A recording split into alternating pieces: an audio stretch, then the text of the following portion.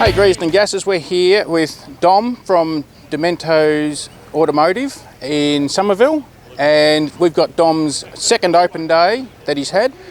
So you've got a beautiful day for it. Yeah, We've got plenty of customers' cars in here, which we will film and show you these, and Dom might take us on a tour around to some of the cars that he's actually got going in the build here. So basically, how long have you been going for, Dom? About a year and a half now. Right, yep. So a year and a half full time here. Before that was in the back of a paddock and all that sort of stuff. Was it? Right, yeah. Okay. So started off from like home base and then worked started from off there. out of home. So Right, at my uncle's produce farm, we used to work out of the cool rooms and do really? side jobs, Right, on-site okay. jobs and all that sort of stuff. Yep. So plenty of experience going on in there. Yeah. Just because we love it. Yep. So you were saying that you started off doing chassis and roof chops and everything. Yep. And it's just grown from there. Yep, grown from there. Obviously learned how to do auto electrical, which became a big part of this stuff, but brakes, suspension, everything comes into it. I'm a qualified mechanic by trade, so right, yep. We do engine rebuilds, engine transplants, everything custom we'll do. So you do from basically drag in the old rusty heap and drive out yourself. Drive it in off the paddock, see you later out the door with registration. Beautiful, all done in here and that sort of thing. So, all right, no worries, Dom. Well, we'll bring the crowd the show today, and I might get you to take us on a bit of a tour around some of the cars you're doing. We'll go do that now. So this is John's 56 F100 panel van. So recently been fitted with a new 351 full rebuilt mild cam, Holy Sniper EFI. We lowered the car all the way around, reset the rear springs. So next is do the Jag front end, just get it all up, get the better power steering into it, as the Toyota steering isn't as soft as we'd like it to be. So yeah, so we're going to get stuck into this, and this one come as it was. It had an old 302 in it. The interior was just pretty standard, so John has had the interior redone. We fitted the Bronco seat, rear dicky seat into the back and made up mounts for it and did all that, and just generically went over, got all the gauges working, fuel tank gauge, all that stuff working. So it's just been a bit of teething with the Holy Sniper, just getting the tuning right and all that, and then that was on the 302, but 302 blew out of ring, so lost compression, so we just started off with another one. John wanted to go bigger and better, so yeah, now it runs and drives like a dream. Any challenges putting the motor or anything like that into this thing? Pretty straightforward in an F100. Yeah. Heaps of room. Yeah, plenty to play with. So yeah, the only dramas you run into is with the steering as such, because this already has a Toyota steering box in it. When we do the Jag front, you just got to modify the extractors on the side that the steering shaft comes through. Right. Yeah, because it comes too close and sits in too close to the extractors for engineers and so obviously safety. Right, so that's for when the Jag front end comes in. Yep, so when the Jag front goes, I'll chop down the column, re-bush it, shorten it up so the steering can pretty much pass through before the extractor comes around the side of the block. And then obviously it drops the car down, probably at this stage will be about 4 inches and just rides a whole lot better. Beautiful. Steer it with one finger in a car park. But John wants to tow a caravan with this, doesn't he? Yep, so we're also, he was just saying the other day, we're going to add on to load assist airbag kit in the back. So not full airbags, but just hooks on the caravan, it can pump it up and get a smoother ride. Right, okay, yep. So this will be beautiful for travelling the highway. Awesome, yeah, it's made to go the distance. I think he's already put 5,000 miles on it or something so far, so yeah. Right.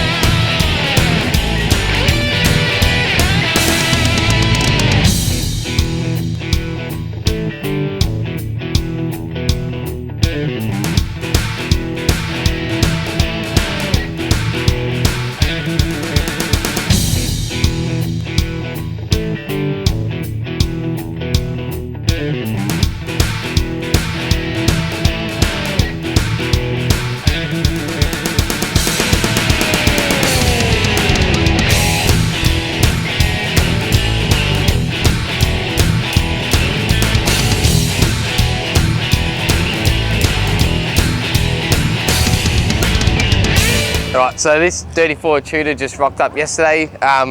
It's in for pretty much complete finish off. We're going to weld in the roof, just completely seal it, make all the inner trims to suit the chop, obviously rebuild motor, trans, put all that back in it, redo the front end and get that ready to go, fit out the interior. We're going to sheet metal the whole interior, so there's going to be no door cards. Yeah, and just get it ready for the road other than that. So this is a 34, Aussie 34. Aussie. Taken from a 4-door to a 2-door. Yep, been chopped down to a 2-door, yep. Yeah. So that'll be a one-off. Yep. One-off when it's finished. Yeah, one-off, something different as well. So it only takes, you got to sort of know what you're looking at between the Aussie and American bodies, and just to pick that little bit of difference. So, that's right. Yeah. Do you have a rough build time, or not really? Well, this one, probably, we're going to start on it pretty much next week, so it'll probably just be over a month as such. So to get it done? Yeah, hit the ground running. Really? Yeah. So the floor's been done. It's already mounted to the chassis, so all the bulk work as such is all ready to go. So we're just doing up all the finish off. So it'll be all hands on deck for a week, so it'll be 3 of us just going hard at it. So yep, just. So you're doing the motor, putting the new motor in. Yeah, putting the new motor in. Yeah, rewiring the car and setting up the push button panel for the auto. So it's going to be a push button auto. So eliminate floor space with the shifter, and yeah. So is that auto out of what's the auto? The auto's out of a Dodge, and they've adapted the bell housing to suit the motor. Yeah, to suit the Ford 302. So. Yep, and the engine was in a fire a few years ago to the car we got out of, so we're going to send it away, just get the engine guys just to check it and see their recommendations. If it's cracked, scored or anything like that, we're going to start with another engine. If not, we're going to go through and build it. You'll just rebuild this one? Yeah, yep, just get all the machine work done outside of the house. We do the reassembly here. Yep, and then put it back in and away we go. Tough little Cam 302. Yeah, right, yeah. So this 55 Chev came in, it had an LS fitted to it and auto and wiring and all that sort of stuff. The customer decided not to finish it and get it engineered, as it's a 2-door pillarless and too much modification from original to get it on the road. So we just put the original 265 V8 back into it, and then decided to change the colour. So as you can see, we're in tear down stage. We've blasted the guards, primed them up. Not much metal work to do, the body's pretty solid. So once we finish up the respray, it'll just be reassembled and back onto full rego.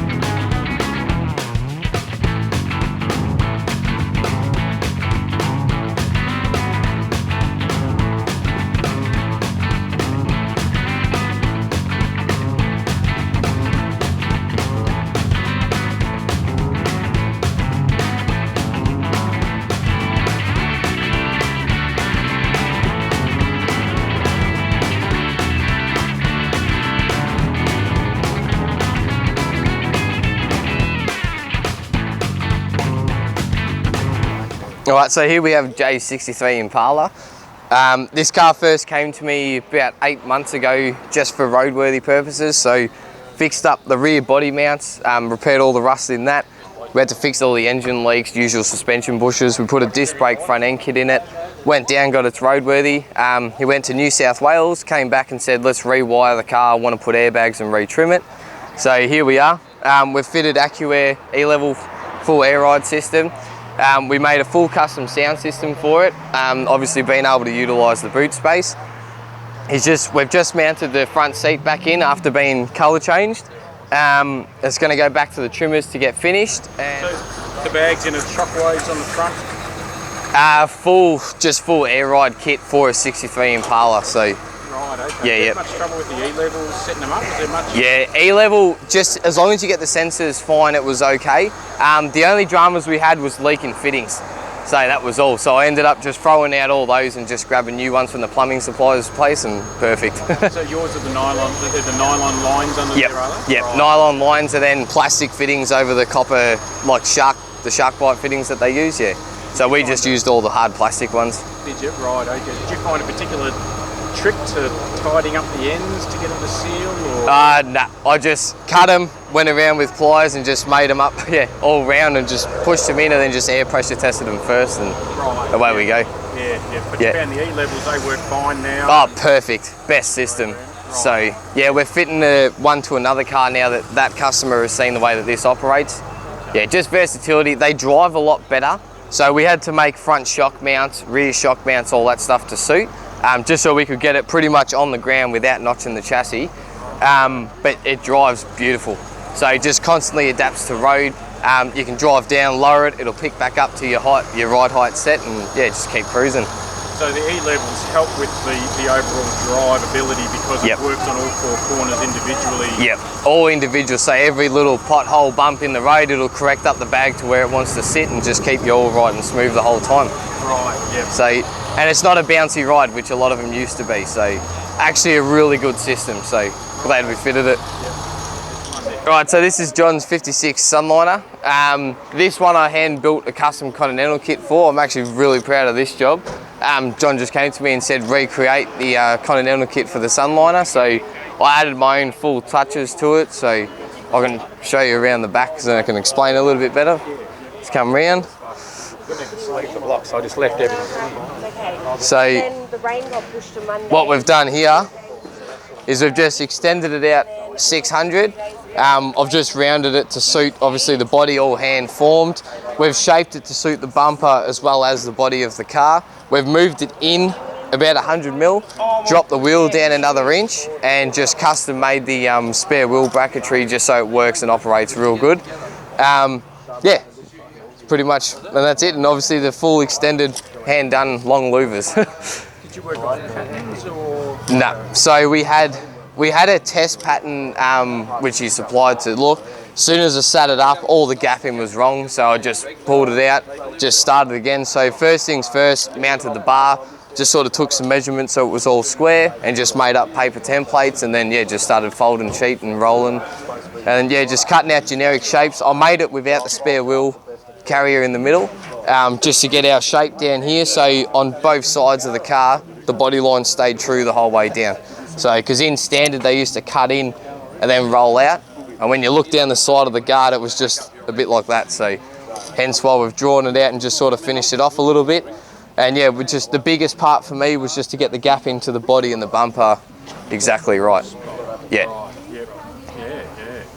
How long did that take to do? That was 3 weeks. 3 weeks, right? Yeah.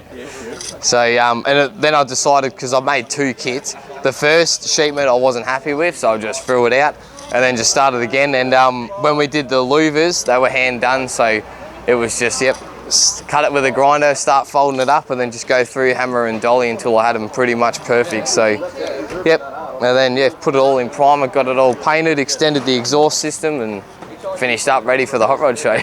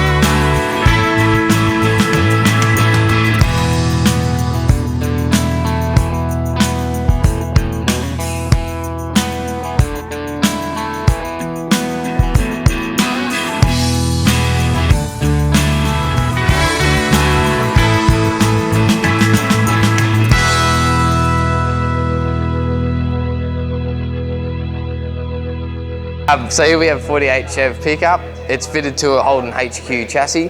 Had a red 202 in it, 3 on the tree, Holden steering column. So Aussie cab, right-hand drive, yep. So it was built here in Australia.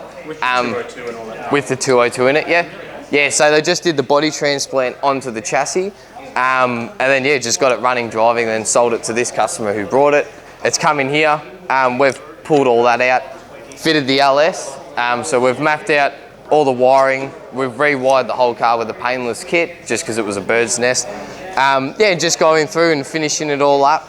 So redone fuel line setup, fuel tank setup, and just got all speed flow fittings, Bosch 044 fuel pump, so no worries about fuel delivery. Fitted it with heater, power steering, all that sort of stuff. So yeah, it's not too long to go now. Just got to tune out the security out of the car and away we go. We can fire it up and go driving. Body staying as is. Yeah. So with the patina effect and so forth. Yeah, keep the patina. He's going to put some sign writing on the side. We actually fixed up the whole back of the cab where it was rusted out and then matched in the paint. And I said, how do you want to do it? And the customer said, grab some rattle cans. So yeah, so it's made up of red oxide, British racing green, a bit of white and a bit of black. Yeah, so we've got another bonnet. That's why the bonnet's not here. Had a big rust hole in the front, but I actually had one of these cars and all I've got is a little fold. So we've got that bonnet being fixed up and then bring it back in. And yeah. What's the front end in this one? This is on a full HQ chassis. Yep, so all Holden HQ bolt-in running gear. Yep. Okay, yep. Yeah, so easy for engineering and obviously much better ride. The cars sit a lot lower without running airbags. Yeah, and just more comfortable to drive down the road. Beautiful.